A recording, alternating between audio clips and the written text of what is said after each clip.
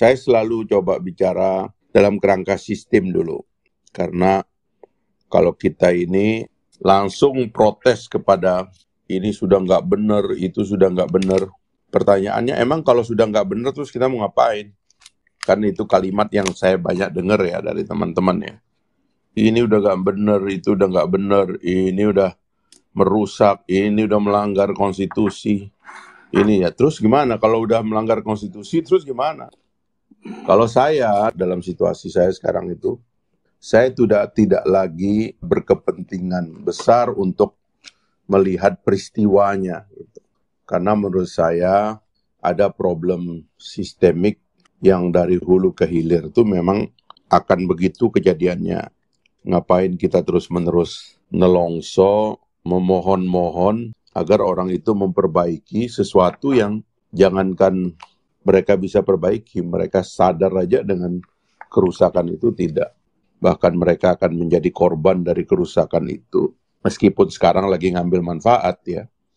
Tapi suatu hari dia menjadi korban dari masalah itu, mereka juga nggak peduli. Mereka juga tidak sadar kan. Orang kalau mau masuk jurang kan tidak dengan kesadaran kan. Orang kalau mau masuk jurang itu kelihatan oleng dulu dia. Dia nggak sadar dulu, baru masuk jurang. Kalau orang sadar, nggak mungkin masuk jurang. Nah, saya heran sama teman-teman, terlalu banyak yang memohon-mohon gitu, supaya orang-orang itu memperbaiki diri. Gimana cara memperbaiki diri? Itu tugas ustadz lah itu, karena kan namanya kan tausiah gitu. Tapi kalau orang pergerakan, harusnya punya pikiran lain dong. Itu yang saya terus terang teman-teman, saya nggak mau teman-teman tuh ngabisin energinya untuk hal yang tidak jelas gitu loh. Makanya kenapa saya kritik mobilisasi relawan dini sebelum schedule-nya jelas. Itu saya menentang. Teman-teman nganggap saya anti perjuangan.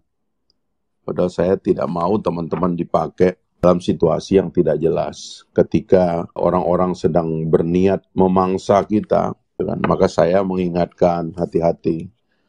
Karena itu sekali lagi, orang-orang yang mau nggak tidur malam mendiskusikan keadaan nasional itu kan pasti orang yang punya idealisme kan. Orang yang punya rencana dan cita-cita untuk kebaikan keadaan. Ketika politisinya sudah tidur dengan kenyang, mungkin kita masih pusing memikirkan masa depan. Itu artinya kan kita ada kepedulian, ada concern, dan ada kecintaan kepada negeri ini. Tapi jangan tenaga kita itu dipakai secara serampangan. Karena itulah saya dari awal mengajak kita berpikir dalam kerangka sistem dan perubahan.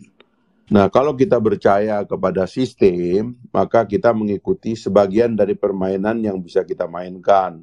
Tapi kalau kita tidak percaya kepada sistem, lupakanlah sistem ini, lupakanlah politik ini, cari penghidupan yang lain. Kalau kita pakai adagium orang Islam kan, emang politik doang yang bisa bikin orang tuh masuk surga kan, katanya begitu. Ya kita nggak usah ikut-ikutan di sini. Kita cari ada tempat lain aja. Tapi kalau teman-teman yang percaya dengan sistem, gunakanlah peluang yang ada dalam sistem itu. Nah, di antara yang ada dalam sistem ini adalah schedule dari perubahan-perubahan yang memang diatur berdasarkan peraturan perundang-undangan. Makanya saya mengusulkan sebagian dari prosedur itu yang bermanfaat bagi kita ikut pertimbangkan. Tadinya kan saya mengusulkan 3 tahapan. Pertama, tolong relawan itu jangan milih tokoh dulu, tapi milih partai dulu. Sehingga partainya diadu dulu. Di partai ini ada gunanya enggak? Ini mereka ini ada gagasannya enggak? Ada bedanya enggak antara satu dengan yang lain? Misalnya kayak begitu.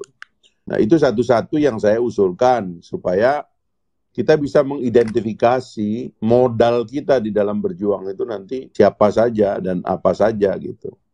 Sekaligus juga untuk mencerdaskan publik, supaya publik itu, karena saya percaya semakin rasional publiknya, maka pilihannya akan makin baik.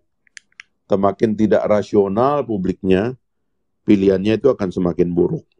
Nah, saya mengusulkan jalan rasional itu. Sekali lagi, dalam pemilu ini kadang-kadang tidak menguntungkan. Kadang-kadang yang rasional itu yang paling sedikit pemilihnya. Tapi menurut saya kita tidak ada cara lain. Kalau kita mau mengaduk-aduk emosionalitas begitu ya, boleh jadi kita menang, tapi kita bikin kerusakan gitu loh. Tapi kalau kita membangun rasionalitas, boleh jadi kita kalah, tapi kita sudah membangun kebaikan umum.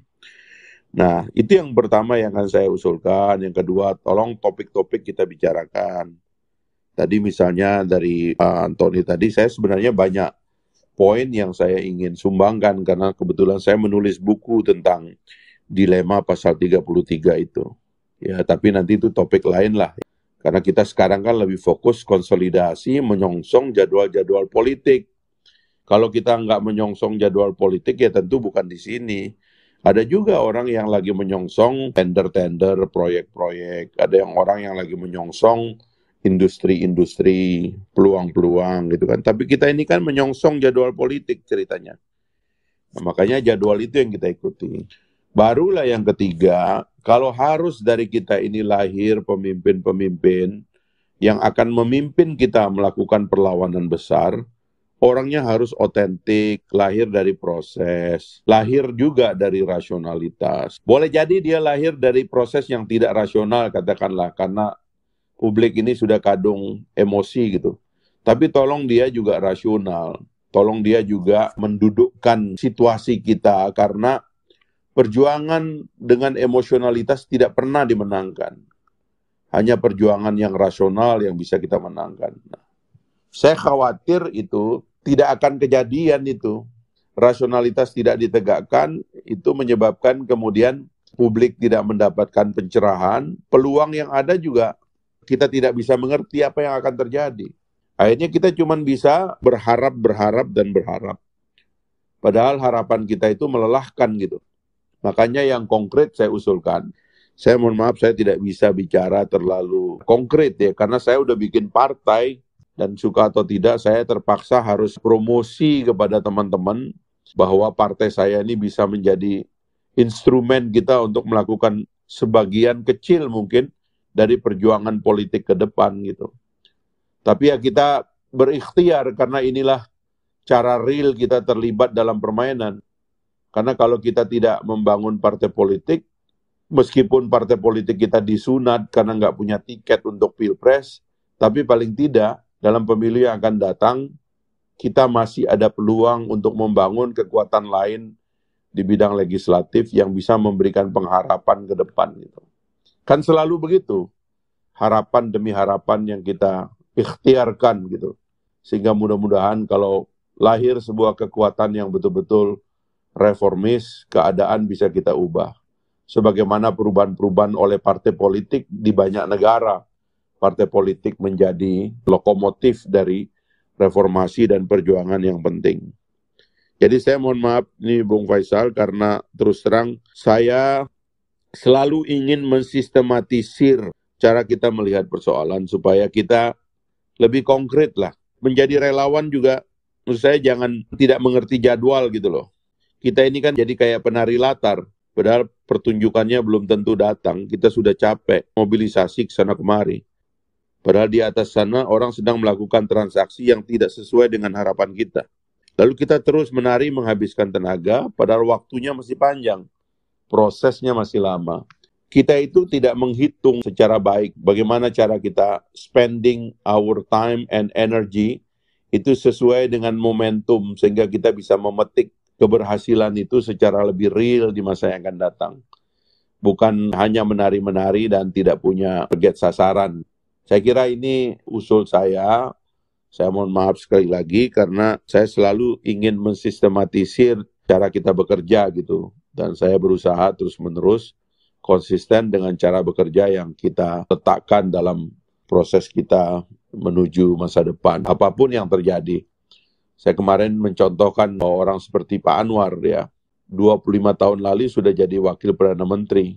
Sepanjang 25 tahun itu dia dianiaya luar biasa, difitnah luar biasa, korupsi, sodomi, macam-macam lah ya yang dilakukan itu, yang dituduhkan kepada dia. Tapi karena kesetiaan kepada garis perjuangan, akhirnya rakyatnya nyerah juga, raja-rajanya nyerah juga. Buat apa lagi menghambat orang ini? Ini kan orang baik. Sekarang dia alhamdulillah dapat kesempatan dan saya lihat Itu cerah itu negara Malaysia itu. Karena Anwar seorang filosof. Dia adalah seorang pemikir yang tidak gampang sekali dangkal gitu. Narasinya itu luar biasa. Waktu dia pidato di depan para politisi Indonesia dan pejabat pengusaha Indonesia itu, satu sisi saya bangga dengan Anwar ya, tapi saya malu gitu dengan kualitas penangkapan kita tentang gagasan-gagasan yang dibacakan atau yang dipidatokan oleh Anwar Ibrahim. Kita agak jauh karena politisi kita nggak membaca, nggak ngerti filsafat, nggak ngerti abjad konstitusinya sendiri. Bahkan Anwar mengutip tokoh-tokoh yang oleh para pejabat Indonesia tidak dibaca. Syahrir, Natsir, Hamka, dan lain-lain itu dikutip secara sangat fasih.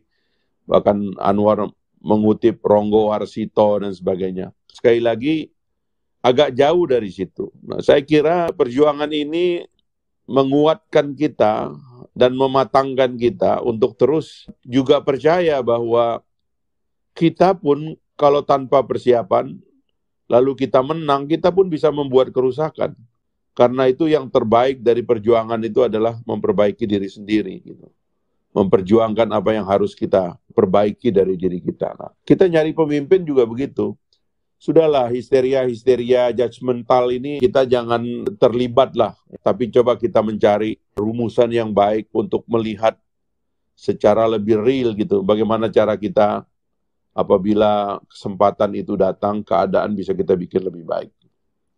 Saya kira itu Bung Faisal. Karena mohon maaf ya, kebanyakan pemimpin kita ini kan pada sembunyi semua. Nggak ada yang berani tampil. Nggak bisa diajak ngomong juga. Dan kita ini terjebak dari histeria yang satu ke histeria yang lain yang juga nihil konten. Gitu. Sayang sekali. Padahal ini kesempatan bagi mereka untuk menunjukkan jati diri dan warna sesungguhnya dari mereka. Gitu.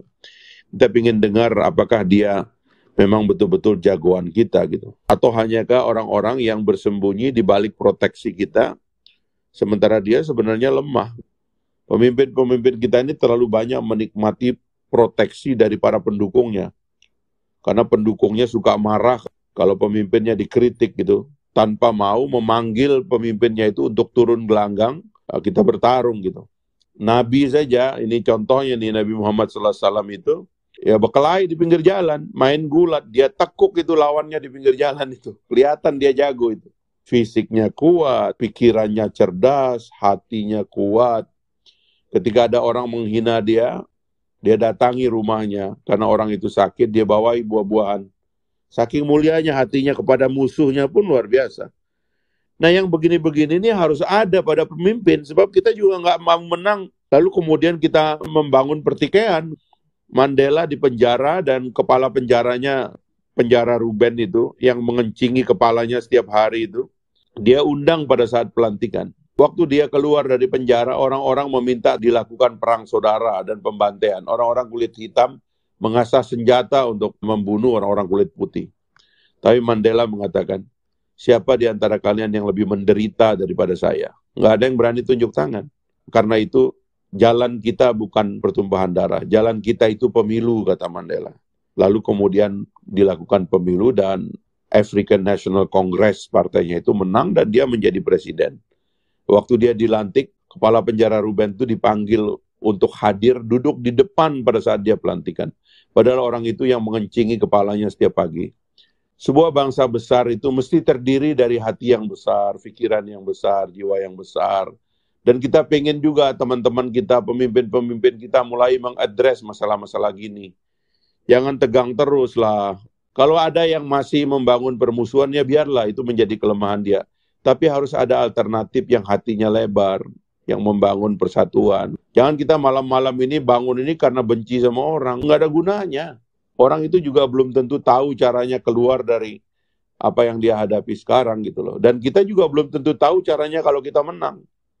Nah, soal-soal ini juga perlu dipikirkan menurut saya. Makanya mensistematisir dan merasionalisir perjuangan itu jauh lebih penting menurut saya daripada ikut-ikutan. Saya setuju dengan relawan, dan harus ada relawan, tapi jangan relawan dari kemarahan, jangan relawan dari kekecewaan. Jadilah relawan dari akal pikiran yang sehat, gitu. Karena hanya itu yang bisa membangun masa depan. Terima kasih, Bung Faisal. Terima kasih banyak. Mohon maaf.